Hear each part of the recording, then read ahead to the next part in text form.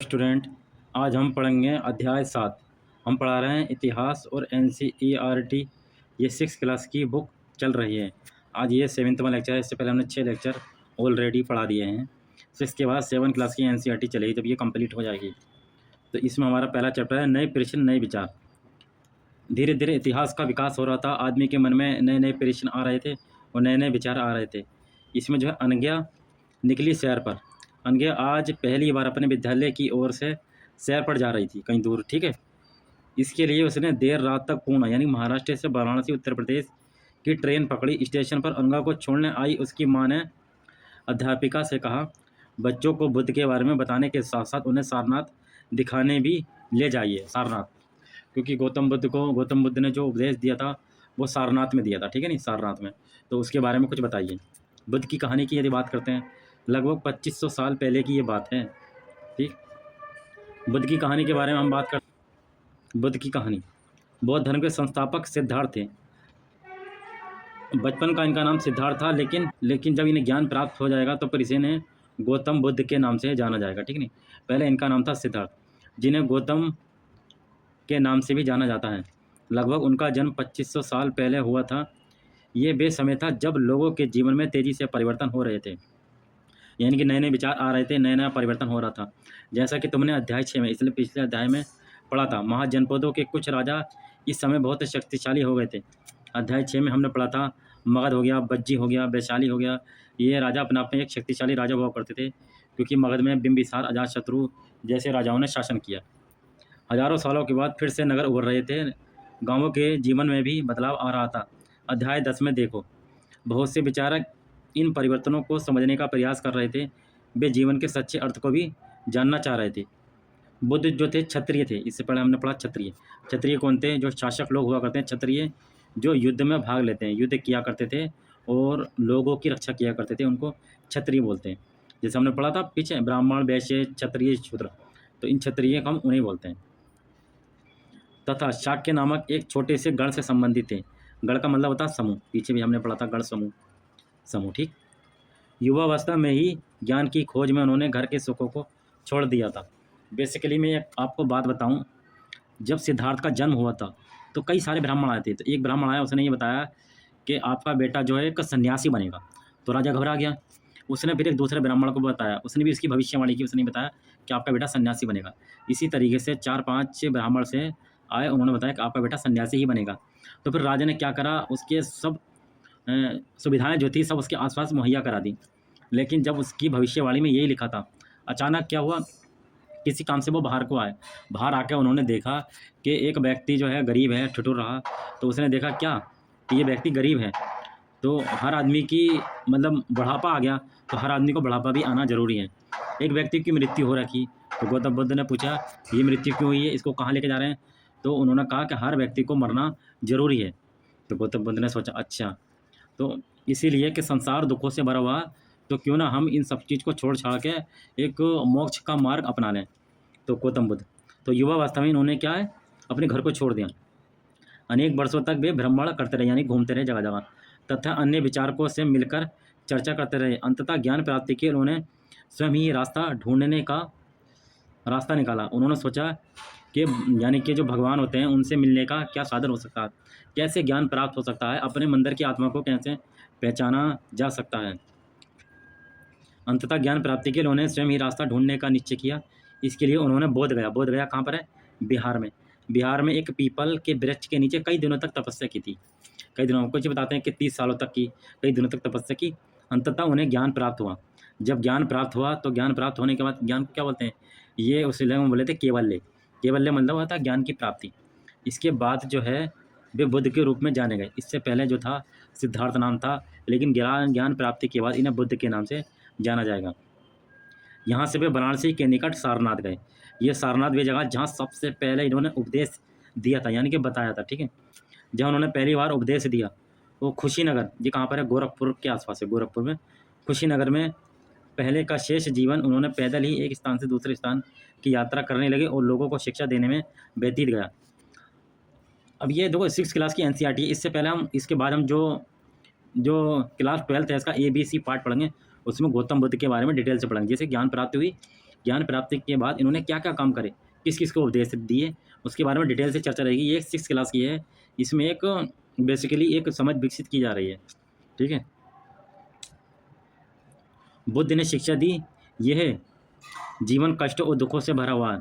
इसने बताया कि जो जीवन है वो कष्ट और दुख आदमी के साथ लगे रहेंगे, जब वो चला जाएगा तभी उसकी समाप्ति होगी। और ऐसा हमारी इच्छा और लालसाओं जो हमेशा पूरी नहीं हो सकती, यानी कि आदमी के मन में ऐसी लालसा यानी कि लालच रहेगा जो कभी भी पूरा नहीं होगा, कि आज ये कर लो, आज वो कर लो, परसों ऐसा कर लूँ, सोच के रखेगा, लेकिन इसी तरीके से आदमी फिर चला जाता है। के कारण होता है कभी कभी हम जो चाहते हैं वे प्राप्त कर लेने के बाद भी संतुष्ट नहीं होते एवं अधिक अथवा अन्य वस्तुओं को पाने की इच्छा करने लगते हैं। तो अब जैसे मान लिया कोई ज़्यादा दौलत आ गई तो आदमी की भूख मिटती नहीं है और बढ़ती जाती है, तो उसकी इच्छा पूरी नहीं हो पाती। बुद्ध ने इस लिप्सा को तक्षा यानी कि तृष्णा कहा है। बुद्ध ने शिक्षा दी कि आत्म संयम अपनाकर हम ऐसी लालसा से मुक्ति पा सकते हैं। तृष्णा एक हिसाब से ये समझ लिए कि एक लालच समझ लिए, लालच आदमी के मन में जब लालच आ जाता है तो वो लालच आदमी को खा जाता है, ठीक है। लालच जो है एक बुरी बला, ठीक। तो एक अगर आप आत्म संयम बनाएं तो लालच से आप मुक्ति पा सकते हैं। तो फिर गौतम बुद्ध ने बताया, उन्होंने लोगों को दयालु होने तथा मनुष्य के साथ साथ जानवरों के जीवन का भी आदर करने की शिक्षा दी। इन्होंने बताया कि जिस तरीके से मानव को दर्द होता उसी तरीके से जानवर को भी दर्द होता है, जानवर को नहीं मारना चाहिए। जिस तरीके से जैसे हम सांप को मारने के लिए चलते हैं तो सांप क्या तेज़ी से भागता है, ठीक, कहीं मुझे मारना दे। इसी तरीके से इन्होंने कहा कि हमें जो है जानवरों का भी आदर करना चाहिए, मनुष्य के साथ उनको भी नहीं मारना चाहिए। ये गौतम बुद्ध ने बताया था। वे मानते थे कि हमारे कर्मों के परिणाम चाहे वे अच्छे हों या बुरे हों, हमारे वर्तमान जीवन के साथ साथ बाद के जीवन को भी प्रभावित करते हैं। ये बताते हैं जैसे आज हमने कोई बुरे कर्म करे तो उसका फल ज़रूर मिलता है, चाहे आगे मिले या फिर अपने बच्चों पर पड़े या किसी चीज़ पर पड़ सकता है। ये जो कर्म जो होते हैं, जैसे आपने देखा नहीं, जैसे कोई बच्चे जन्म से अंधे होते हैं या कोई जन्म से मतलब पैर से लंगड़ा है या पोलियो है, तो आदमी ये सोचता है कि मतलब जन्म से ही कोई ऐसे कोई बुरा है वो कर्म, ठीक है। तो अच्छे कर्म होना चाहिए, कहने का मतलब ये है गौतम बुद्ध का। बुद्ध ने अपनी शिक्षा सामान्य लोगों की प्राकृत भाषा में दी। किस में दी? प्राकृत भाषा में। प्राकृत भाषा में आपको बताऊं, प्राकृत भाषा यानी कि समझ, जैसे अपनी एक भाषा हिंदी, ठीक है, अपनी हिंदी भाषा हम जैसे हम बोलते हैं हिंदी बोलते हैं, तो ये हमारी कौन सी प्राकृत भाषा हो गई। कश्मीरी के लोग कश्मीरी बोलेंगे तो वो उनकी अपनी प्राकृत भाषा हो गई। पंजाबी के लोग अपनी पंजाबी बोलेंगे, वो एक अपनी प्राकृत भाषा हो गई। समझ में आ गई प्राकृत भाषा। तो उसी तरीके से इन्होंने भी अपना उपदेश जो लोगों को शिक्षा दी अपनी ही भाषा प्राकृत भाषा में इन्होंने दी। इससे सामान्य लोग भी उनके संदेश को समझ सकें। जो सामान्य जो भाषा थी, जैसे हम हिंदी बोलेंगे तो सभी लोग समझ सकते हैं, ठीक नहीं। तो इसी तरीके से जो सभी लोग समझ सके। वेदों की रचना के लिए किस भाषा का प्रयोग हुआ था उस समय, पहले की बात बता रहे हैं। ये सारनाथ का स्तूप है, ये सारनाथ का स्तूप आप देख सकते हैं। ये स्तूप रहा सारनाथ का, ठीक, ये स्तूप है सारनाथ का। कहाँ पर है ये? वाराणसी में सारनाथ। इस इमारत को स्तूप के नाम से जाना जाता है। यहीं पर बुद्ध ने सर्वप्रथम उपदेश दिया था, यानी कि बताया था। इसी घटना की स्मृति में ये स्तूप का निर्माण किया गया है। अध्याय 12 में हम इसको पढ़ेंगे। तुम इन स्तूपों के बारे में और अधिक पढ़ोगे। बुद्ध ने कहा कि लोग किसी शिक्षा को केवल इसलिए नहीं स्वीकार करें कि वे उनका उपदेश है, बल्कि वे उसे अपने विवेक से मापें और आओ देखें उन्होंने ऐसा किस प्रकार किया। गौतम बुद्ध के बारे में एक कहानी है, उस कहानी का नाम है किस्सा गौतमी की कहानी। किस्सा गौतमी की कहानी में क्या बताया गया है? यह बुद्ध के विषय में एक प्रसिद्ध कहानी है।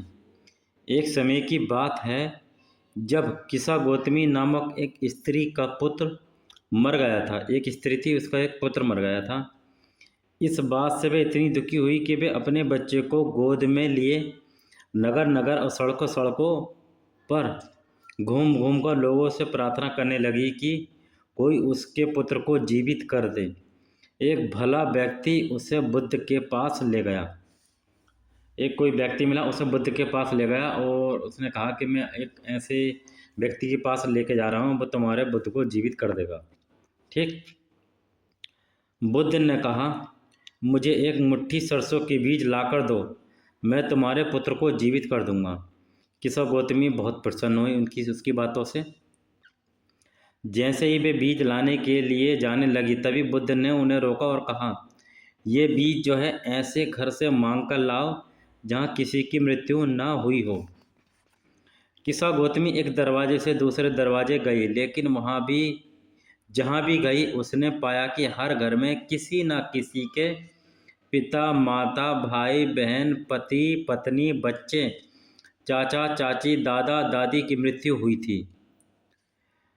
बुद्ध दुखी माँ को क्या शिक्षा देने का प्रयास कर रहे थे। तो इससे एक ये बात पता चलती है कि कोई व्यक्ति यदि मर गया है, ठीक, हर इंसान को मरना है। जब वो मर गया तो उसे जीवित हम नहीं कर सकते, इसीलिए कोई व्यक्ति मर गया तो उसको सब्र कर लेना चाहिए। तो इसीलिए गौतम बुद्ध ने उसे यही शिक्षा दी थी कि आप उस घर से सरसों के बीज लेके आओ कि जहाँ पर कोई ना कोई मृत्यु नहीं हुई हो। तो हर एक घर में किसी न किसी की मृत्यु जरूर हुई है। तो इसका ये तात्पर्य है कि मरने के बाद व्यक्ति को जीवित नहीं किया जा सकता। अगला है आपका उपनिषद। उपनिषद एक दार्शनिक विषय है। इसका मतलब होता है गुरु के पास बैठकर ज्ञान प्राप्त करना। गुरु के पास बैठकर हम सीखते हैं, ज्ञान प्राप्त करते हैं। जिस समय बुद्ध उपदेश दे रहे थे उसी समय या उससे भी थोड़ा पहले दूसरे अन्य चिंतक भी कठिन प्रश्नों का उत्तर ढूंढने का प्रयास कर रहे थे। उनमें से कुछ मृत्यु के बाद के जीवन के बारे में जानना चाहते थे।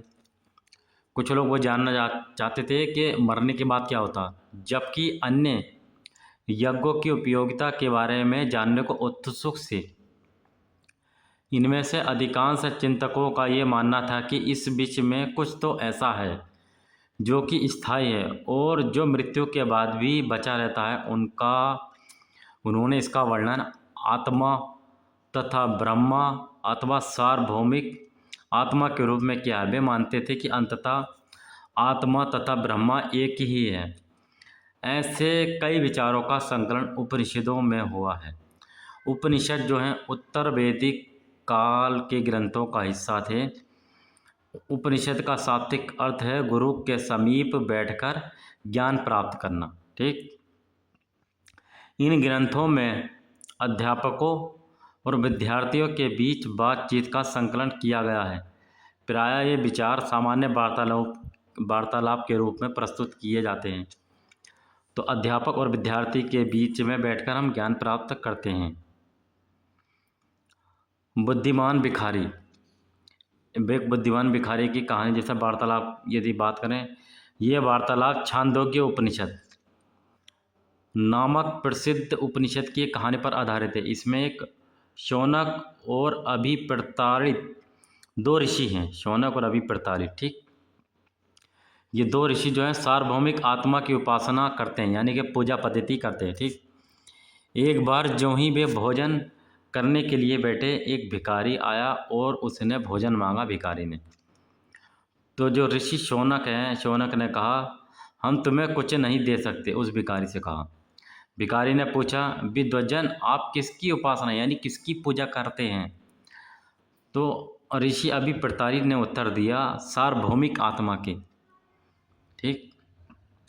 ओ इसका मतलब आप ये जानते हैं कि ये सार्वभौमिक आत्मा संपूर्ण विश्व में विद्वान है। ऋषियों ने कहा हाँ हाँ हम यह जानते हैं, ठीक। भिखारी ने यह पूछा अगर यह सार्वभौमिक आत्मा संपूर्ण विश्व में विद्वान है तो ये मेरे अंदर भी विद्वान है, ठीक। मैं भिखारी हूँ, मेरे अंदर भी है। तो मैं कौन हूँ? मैं इस विश्व का एक भाग ही तो हूँ, ठीक है नहीं। यदि आप किसी आत्मा की या सार्वभौमिक आत्मा की उपासना कर रहे हैं तो पूरे ब्रह्मांड पूरे विश्व की कर रहे हैं। तो मैं एक भिखारी हूँ तो मैं भी एक आत्मा हूँ, तो मेरे अंदर भी वो आत्मा है, ठीक। तो फिर कहा तुम सत्य बोलते हो युवा ब्राह्मण, इसीलिए हे ऋषियों मुझे भोजन न देकर आप उस सार्वभौमिक आत्मा को भोजन देने से मना कर रहे हैं। भिखारी की बात की सच्चाई जानकर ऋषियों ने उसे भोजन दे दिया, ठीक। भोजन मिल गया। तो कहने का मतलब यह है कि ऋषि जो है एक सार्वभौमिक आत्मा की पूजा कर रहे थे, ठीक। और जब आत्मा की पूजा कर रहे थे पूरे विश्व की जो आत्मा है उसी की पूजा कर रहे थे। तो भिखारी ने कहा कि मेरे अंदर भी तो आत्मा है, तो मैं भी एक उसी का हिस्सा हूँ, तो आप उसको भोजन देने से मना कर रहे हो। तो फिर जो बात अच्छी लगी तो फिर उन्होंने उसको भोजन दे दिया, ठीक। भिखारी ने भोजन पाने के लिए ऋषियों को किस तरह मनाया था? ये आप मनाया था, आप डिटेल दे सकते हैं। अगला, इन चर्चाओं में भाग लेने वाले अधिकांशतः पुरुष ब्राह्मण तथा राजा होते थे। किसमें? उपनिषदों में। कभी कभी गार्गी जैसी स्त्रियां विचारकों का भी उल्लेख किया है, यानी कि महिलाएं भी इसमें भाग लेती थी। जैसा नाम है गार्गी। विद्वता के लिए प्रसिद्ध गार्गी राज दरबारों में होने वाले वाद विचारों में भाग लिया करती थी। निर्धन व्यक्ति इस तरह के वाद विवाद में बहुत ही कम हिस्सा लेते थे। इस तरह का एक प्रसिद्ध अपवाद सत्यकाम जवाल का है। सत्यकाम जवाल का नाम उसकी दासी माँ के नाम पर पड़ा था। सत्यकाम के मन में सत्य जानने की तीव्र जिज्ञासा उत्पन्न हुई।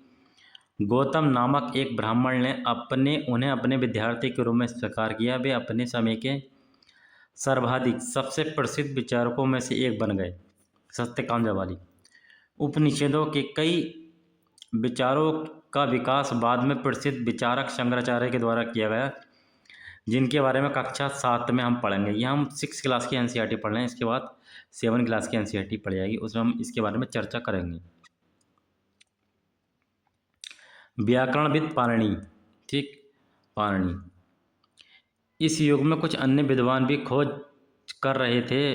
उन्हीं प्रसिद्ध विद्वानों में एक पाणिनि ने संस्कृत भाषा के व्याकरण की रचना की।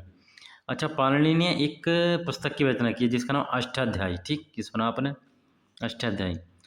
उन्होंने स्वरों तथा व्यंजनों को एक विशेष क्रम में रखकर उनके आधार पर सूत्रों की रचना की है। ये सूत्र बीजगणित के सूत्रों से काफ़ी मिलते जुलते हैं। इसका प्रयोग कर उन्होंने संस्कृत भाषा के प्रयोगों के लिए नियम लघु सूत्रों के रूप में लिखे हैं, लगभग 3000 सूत्र। अब जैन धर्म के बारे में हम पढ़ते हैं। जैन धर्म इस युग में अर्थात लगभग 2500 साल पहले जैन धर्म के सर्वाधिक महत्वपूर्ण विचारक वर्धमान महावीर ने किया था, अपने विचारों का प्रसार किया था। जैन धर्म ने भी 2500 साल पहले और बौद्ध धर्म ने भी 2500 साल पहले अपने धर्म का प्रचार किया था। वे बज्जी संघ के लिच्छवी कुल के एक क्षत्रिय राजकुमार थे। कौन? वर्धमान महावीर। बज्जी संघ उस समय क्या है?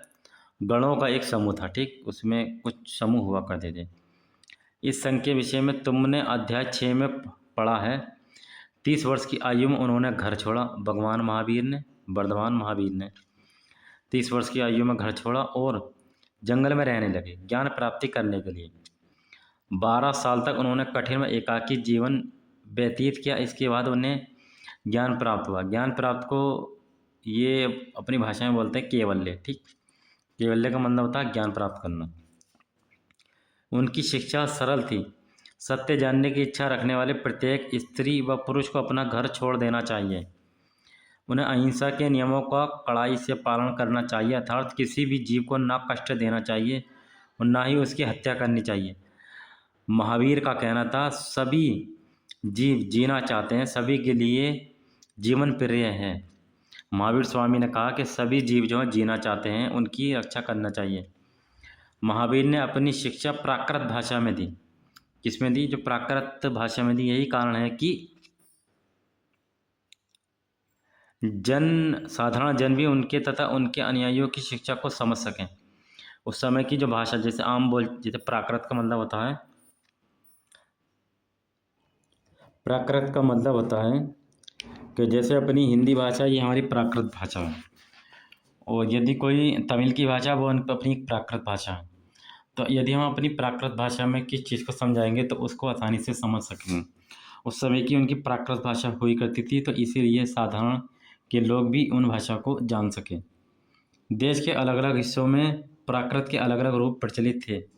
प्रचलन क्षेत्र के आधार पर ही उनके अलग अलग नाम थे। जैसे मगध में बोली जाने वाली प्राकृत मागधी कहलाती थी। जैन नाम से जाने गए महावीर के अनुयायियों को भोजन के लिए भिक्षा मांगकर सादा जीवन बिताना होता था। उन्हें पूरी तरह से ईमानदार होना पड़ता था तथा चोरी ना करने की उन्हें सख्त हिदायत दी थी। उन्हें ब्रह्मचर्य का पालन करना होता था। पुरुषों को वस्त्रों सहित कुछ त्याग देना पड़ता था। अधिकांश व्यक्तियों के लिए ऐसे कड़े नियमों का पालन करना बहुत कठिन था। फिर भी हजारों व्यक्तियों ने इस नई जीवन शैली को जानने और सीखने के लिए अपने घरों को छोड़ दिया। कई अपने घरों पर ही रहे और कई जो भिक्षु भिक्षुणी बने, यानी कि मेल फीमेल लोगों को भोजन प्रदान कर उनकी सहायता करते रहे।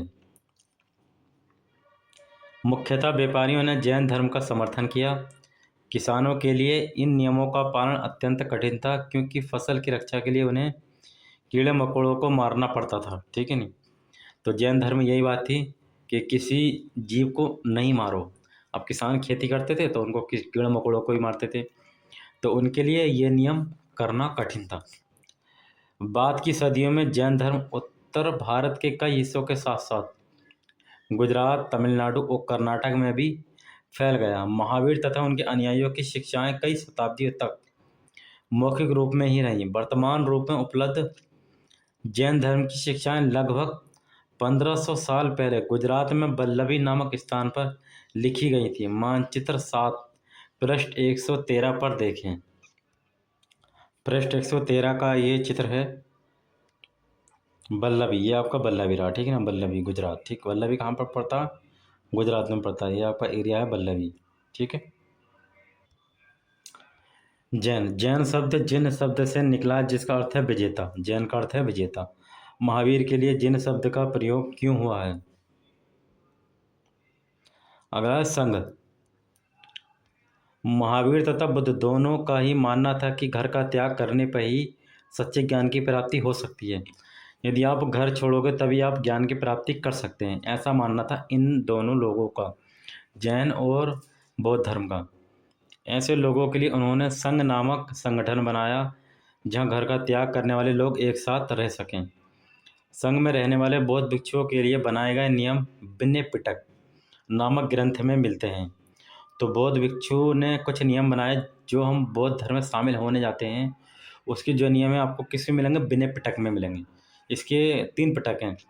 एक आपका है विनय पिटक, सुत्त पिटक, अभिधम पिटक, ठीक है। तो विनय पिटक में इसके नियम मिलेंगे। विनय पिटक से हमें पता चलता है कि संघ में पुरुषों और स्त्रियों के रहने की अलग अलग व्यवस्था थी। सभी व्यक्ति संघ में प्रवेश ले सकते थे। हालांकि संघ में प्रवेश के लिए बच्चों को अपने माता पिता से, दासों को अपने स्वामी से, राजा के यहाँ काम करने वाले लोगों को राजा से तथा कर्जदारों को अपने देनदारों से अनुमति लेनी होती थी। एक स्त्री को इसके लिए अपने पति से अनुमति लेनी होती थी। यदि आप विनय पिटक में ये लिखा गया है, यदि आप बौद्ध संघ में शामिल होना चाहते हैं तो आप अपने माता पिता से आज्ञा लेंगे। यदि कोई पत्नी है तो अपने पति से आज्ञा लेगी, तब आप इसमें शामिल हो सकते हैं। संघ में प्रवेश लेने वाले स्त्री पुरुष बहुत सादा जीवन जीते थे, यानी कि एक तरीका कह लो जैसे मांग कर या भिक्षा लेकर अपना जीवन व्यतीत करना। वे अपना अधिकांश समय ध्यान बिताने में करते थे और दिन के एक निश्चित समय में वे शहरों तथा गांवों में जाकर भिक्षा मांगते थे। यही कारण है कि उन्हें भिक्षु तथा भिक्षुणी, साधु भिखारी के लिए प्राकृत शब्द कहा गया है। वे आम लोगों को शिक्षा देते थे और साथ ही एक दूसरे की सहायता भी करते थे।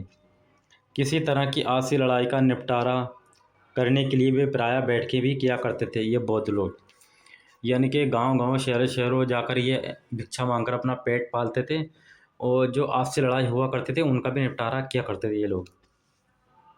संघ में जो प्रवेश लेने वाले थे उसमें ब्राह्मण, क्षत्रिय, व्यापारी, मजदूर, नाई, गणिकाएँ तथा दास शामिल थे। इनमें से कई लोगों ने बुद्ध की शिक्षाओं के विषय में लिखा है तथा कुछ लोगों ने संघ में अपने जीवन के विषय में सुंदर कविताओं की रचना की है।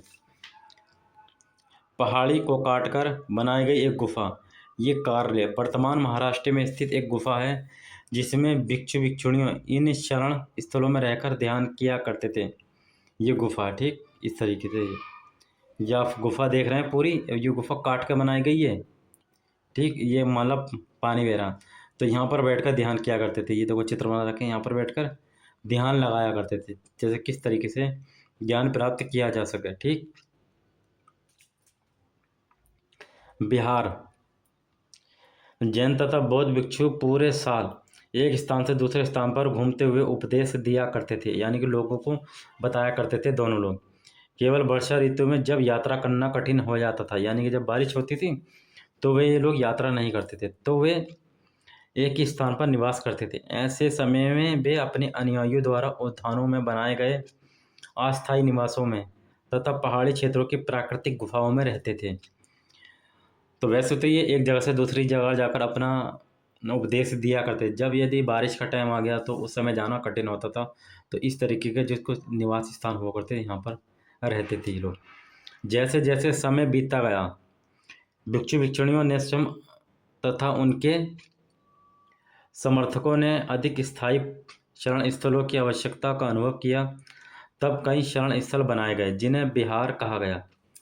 तो जैसे जैसे टाइम बीतता गया तो इनके लिए फिर एक शरण स्थल बना दिए जिनको हम विहार कहते हैं।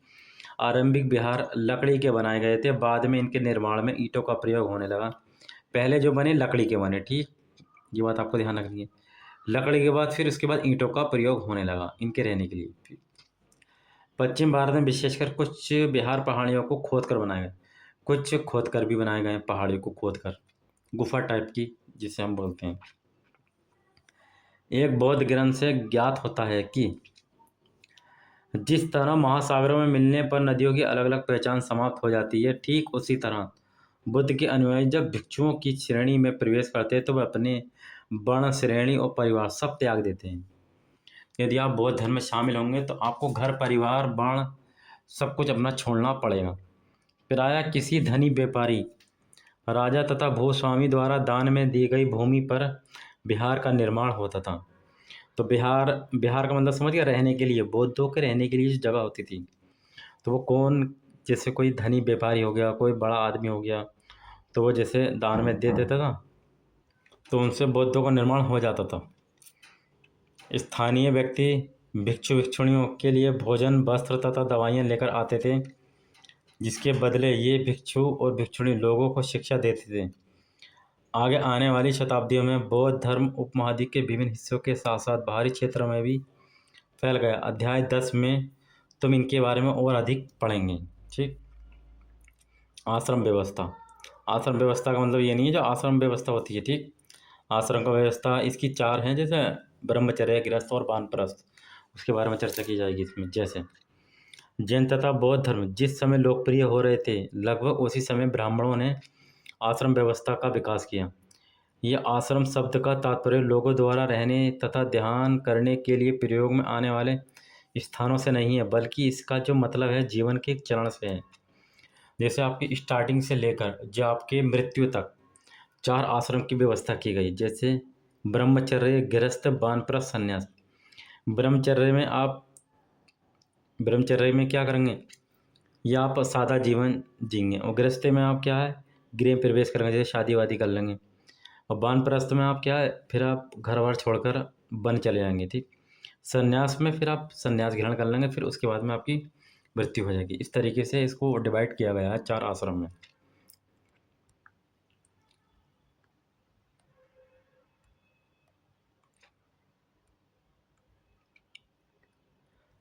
ब्रह्मचर्य के अंतर्गत ब्राह्मण, क्षत्रिय तथा वैश्य से ये अपेक्षा की जाती है कि इस चरण के दौरान वे सादा जीवन बिताकर वेदों का अध्ययन करेंगे, ठीक। ब्रह्मचर्य के अंतर कौन, ब्राह्मण, क्षत्रिय, वैश्य, ठीक।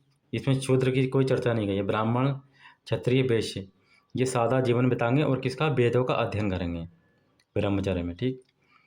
गृहस्थ आश्रम के अंतर्गत उन्हें विवाह कर उन्हें शादी करेंगे और शादी करके वे गृहस्थ के रूप में रहना होता है।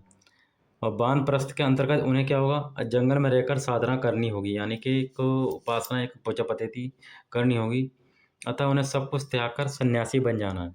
सन्यासी में क्या, सब कुछ सन्यासी बन जाना। आश्रम व्यवस्था ने लोगों को अपने जीवन का कुछ हिस्सा ध्यान में लगाने पर बल दिया। प्राय स्त्रियों को वेद पढ़ने की अनुमति नहीं थी। इसमें स्त्री वेद नहीं पढ़ सकी। उन्हें अपने पतियों द्वारा पालन किए गए आश्रमों का ही अनुसरण करना होता था।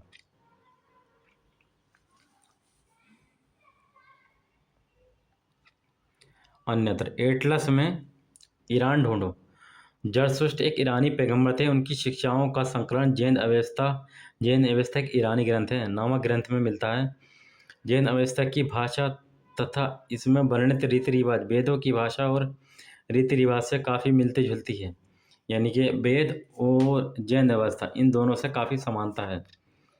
जरथुष्ट की मूल शिक्षा का सूत्र है सद्विचार, सद्वचन, सद्कार्य।